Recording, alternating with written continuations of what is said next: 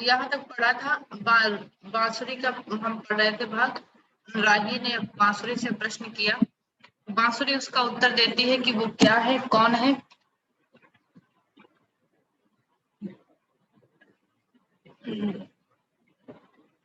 यहाँ से चलते हैं। बांसुरी कहती है कि धुंधली सी है कुछ याद, गांव के पास कहीं कोई वन था, दिन भर फूलों की छां तले खेलता एक मनमोहन था। मैं उसके होठों से लगकर जाने किस धुन में गाती थी, झोपड़ियां दहक दहक उठती, गृहिणी पागल बन जाती थी। वो बांसुरी कहती है कि धुंधली सी यादें हैं, जहां पर बताती है कि गांव के पास कोई सुंदर सा वन था, जहां उस वृक्षों के छांव के नीचे एक मनमोहन यानी खेला करते थे, और उनके ओठों पर लग करके मैं न जाने कौन कौन सी धुन, मतलब उस धुन में मैं गाया करती थी। और कहते जिससे कि क्या थी, गृहिणियां पागल सी हो जाती थी, मानो जो निरीह जो पशु होते थे वो भी ऐसे विकल हो जाते थे, ऐसे तन्मय हो जाते थे कि अपने मुंह का तिनका लिए, तृण लिए, मुंह का मुंह में ही रुक लिए रह जाते थे। चंचल समीर के दूत कुंज में जहां जहां थम जाते थे, तो कहते हैं कि जो समीर यानी हवा के, जो वायु के जो दूत होते थे, वो भी बड़े जो कुंज के वृक्षों में जहां पर वायु उमड़ती थी, तो कहते वो वहां उस धुन को सुनकर वो जहां की तहां वो वहां थम जाती थी। रसमयी युवतियां रोती थी, आंखों से आंसू झरते थे, सबके मुख पर बेचैन विकल कुछ भाव दिखलाई पड़ते थे। मानो छाती को चीर हृदय पल में कड़ बाहर आएगा, मानो फूलों की छां तले संसार अभी मिट जाएगा।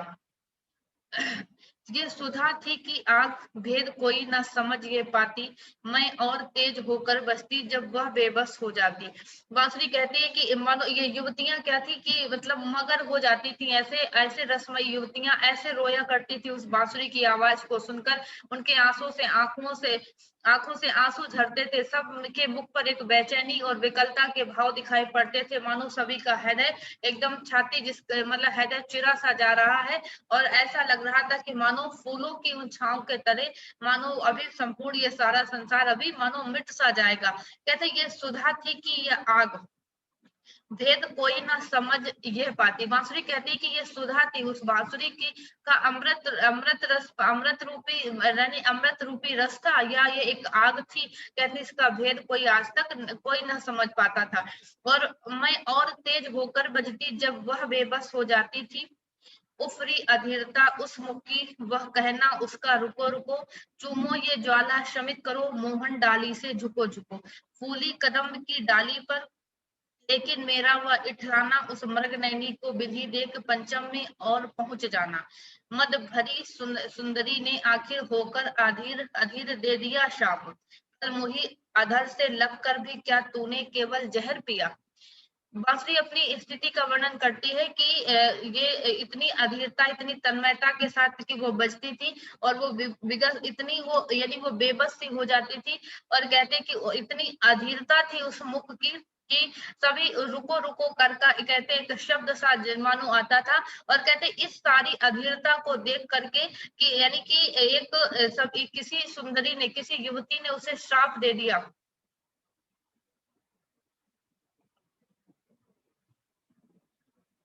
आवाज नहीं आ रही है, बाकी लोग बताइए। मैम आ रही है, कट कट के आ रही है। आ रही है मैम, आ रही है मैम। स्वाति जी चेक कर लीजिए एक बार अपना नेटवर्क, हो सकता है प्रॉब्लम। तो कहते कि मद भरी सुंदरी ने आखिर होकर अधीर दे दिया शाप, यानी कि उस सुंदरी ने मानो अधीरता के साथ होकर के मुझे श्राप दे दिया कि कल मुही, यानी कि मुझे ऐसे श्राप दिया कि अधरों से लग कर गिर, क्या तूने केवल जहर पीना ही सीखा, केवल तूने जहर ही पिया, जा मासूमों को जला कभी तू, तू भी न स्वयं सुख पाएगी, मोहन फूकेंगे पांच जन्य तू आग आग चिल्लाएगी। सच ही मोहन ने शंख लिया मुझसे बोले, जा आग लगा, गुस्सा की कुछ परवाह न कर, तू जहां रहे ज्वाला सुलगा। तो वो बांसुरी बताती है कि उसे श्राप दिया कि उसने युवती ने कि जा तू यानी कि तू उस मासूमों के हृदय को तू जलाती है, तो इसलिए तू जा, तू कभी उस सुख को नहीं पाएगी। और जब मोहन यानी कृष्ण पांचजन्य को फूकेंगे, पांचजन्य क्या है, एक युद्ध का नाद करने का यंत्र है ना। तो कहते हैं कि जब उस 5 जन को वो फूकेंगे तो तू भी तब तू आग आग का के रूप में चिल्लाएगी। और कहते हैं सच ही है कि जब मोहन ने शंख ले लिया, बांसुरी को छोड़ करके शंख बजाने लगे, वो 5 जन बजाने लगे, तब मुझसे मुझसे बोले कि जा आग लगा और कुत्सा की कुछ परवाह न कर, तू जहां रहे ज्वाला। और मुझसे कहा कि तू जहां पर ही भी रहे वहां पर तू क्या करे, उस आग उस ज्वाला को ही फैला। तब से ही धूल भरे पथ पर मैं रोती हूँ चिल्लाती हूँ, चिंगारी मिलती जहां गीत की कड़ी बनाकर गाती हूँ। तब वो बांसुरी कहती है कि उस तब से उस सांप के कारण, उस सांप के वशीभूत होने के कारण ही मैं आज धूल भरे पथ पर ही पड़ी हुई रोती हुई चिल्लाती हुई, और जहां पर भी कोई चिंगारी मिलती है तो उस चिंगारी को जोड़ करके उस गीत एक जोड़ करके एक गीत बना के रूप में उसको प्रस्तुत करती हूँ। मैं बिकी समय के हाथ पथिक, मुझ पर न रहा मेरा बस है व्यर्थ पूछना बंसी में कोई मादक मीठा रस है। बांसुरी कहती है कि मैं आज समय के हाथों बिक चुकी हूँ, मेरे ऊपर मेरा अपना कोई बस नहीं है। अब ये यानी कि व्यर्थ है पूछना ये सब कुछ कि बंसी में क्या कोई मादक या कोई मीठा रस भी बांसुरी में है। कहते हैं जो मादक है जो मीठा है जाने फिर कब आएगा, गीतों में भी बरसेगा या सपनों में ही मिट जाएगा। बांसुरी कहती है कि जो बांसुरी का जो मीठा रस था, मीठा रस है जो उसकी मादकता है, वो जाने वो कब फिर से वापस लौट के आएगी। कहती है कि वो वापस आएगी भी, उसके गीतों में वो रस आएगा भी, वो मादकता आएगी भी, या वो सिर्फ सपनों की ही बातें हो जाएंगी।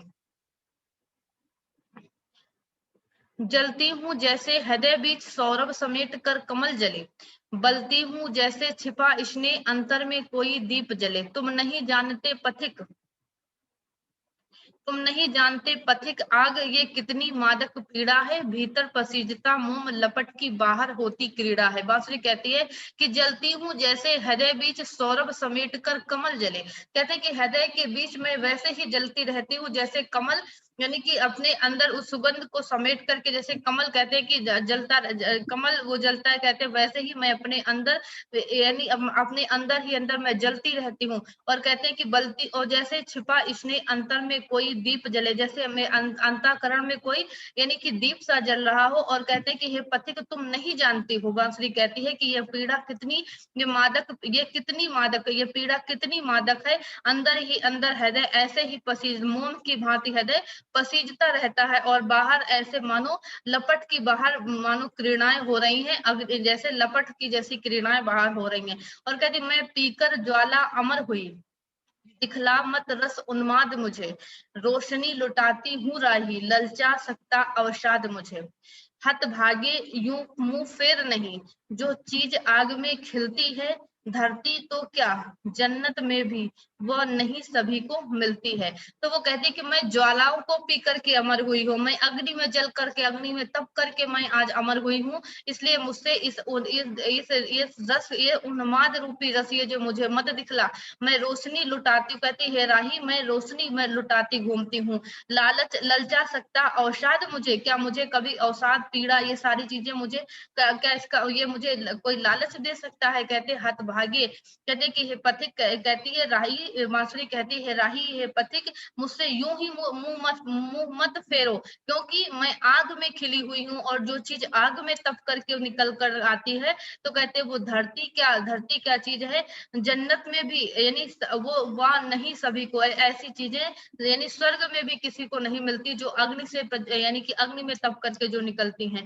मेरी पूंजी है आग जिसे जलना हो, बढ़े निकट आए, मैं दूंगी केवल दाह सुधा व जाकर कोयल से पाए। अब बांसुरी कहती है मेरे जो जीवन की पूंजी वो सिर्फ आग है, सिर्फ जलना ही मेरे जीवन की पूंजी है। अगर जो इस जीवन में जो जलना चाहता है वो मेरे निकट आए, आगे बढ़े और मेरे निकट आए, मैं उसको केवल उसको दाह ही दूंगी, उसको अग्नि ही, ये ज्वालाएं ही, ये अग्नि ही दूंगी। और जिसको सुधा, जिसको अमृत चाहिए वो जाकर के, कहते हैं कोयल से लेकर अमृत ले जाकर, वो मेरे पास नहीं है। तो ये राही और बांसुरी कविता दिनकर जी की थी, जिसमें बांसुरी और राही के माध्यम से कवि ने यहाँ पर चीजों को प्रस्तुत किया। अब इनकी एक अंतिम कविता रह जाती है जो हमारे सिलेबस का हिस्सा थी, सिंहासन खाली करो जनता आती है। दिनकर जी की ये भी कविता रामधेनी में ही संकलित है। ये कविता कहते हैं कि हर युग की राजनीतिक व्यवस्था में ये सुचारू बिल्कुल फिट बैठती है, किसी भी युग की में ये लिखी गई हो, लेकिन ये कविता हर जगह बिल्कुल अपने समय पर फिट बैठ जाती है ना। जनता के माध्यम से कहते हैं कि जनता जब जब सत्ता को चुनौती देती है जनता, है ना, तो वह सत्ता के लिए कहते हैं कोई मधुर क्षण नहीं होता है जब जनता सत्ता को चुनौती देती है। और कहते हैं कि उसकी जब जनता की भ्रगुटी चढ़ती है तो रथ का एक तरह से एक घर घर का नाद मानो चल उठता है, बवंडर सा आ जाता है। वही दिनकर जी ने इन कविता के माध्यम से बताया कि जनता का उठना मतलब, और जनता जो लंबे वक्त तक मुंह खोलकर अपने दर्द को सहती है, सत्ता के लिए कभी सुखद नहीं होता है। और जनता जब उठ खड़ी होती है तो जनता का उठ खड़ा होना सत्ता पक्ष को क्या होता है, हमेशा आतंकित करता रहता है। और वही इस कविता के माध्यम से दिनकर जी लिखते हैं। ठीक है, तो वो एक अलग टाइप के, अलग मिजाज के कवि थे दिनकर जी। ठीक है, और इसी जनता के बारे में उन्होंने लिखा कि जब वह दर्द से करवट लेती है जनता, तो सारी सरकारें बदल जाया करती हैं, सारी सरकारें पलट जाया करती हैं। जनता का विद्रोह उसके अस्तित्व के साथ एक तरह से अविच्छिन्न होता है। जो सत्ता नाजायज ठहराना चाहती है उसको धूल धूसरित ही होना पड़ता है, उसको मिट्टी में ही मिलना पड़ता है।